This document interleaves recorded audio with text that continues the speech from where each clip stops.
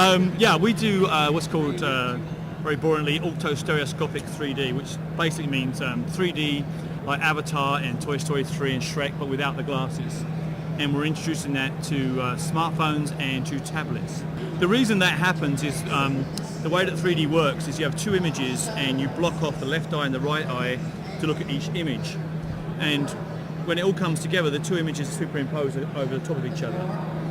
When they're not exactly matched, then your eyes try to correct that mismatch, or very slight mismatch. And you're not aware that that's what's happening, but your eyes are trying to correct it. That creates the tiredness and sometimes the stress that can happen. That's not using our technology. They're using what's called a striped barrier, striped parallax. We use cells, very, very tiny cells. And because they're very tiny and they're very accurate, we don't have that. And so that's why our technology is so much in demand, and that's why Samsung made their investment today. So what do you think what are you going to do with the money Samsung gave you? We're going to continue to develop our roadmap.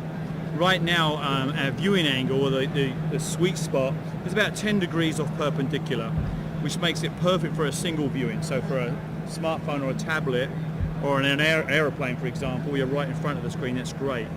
But we'd like to develop it so you can look at it from an angle, which would mean that more than one person could see the screen.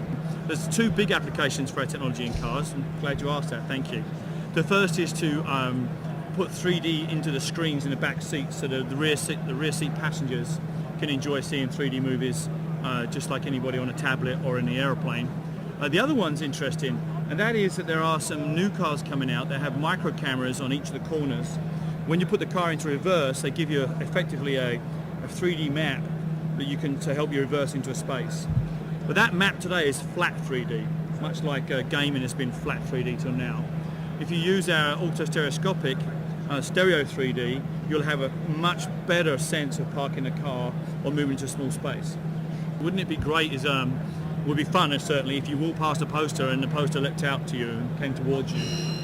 What do you think of that, Lydia? I mean, I think it depends what the brand is. Oh, absolutely. You know, I'm not going to want like... something saucy. Yeah, that's all I could think about. Yes, I know. How did I know that?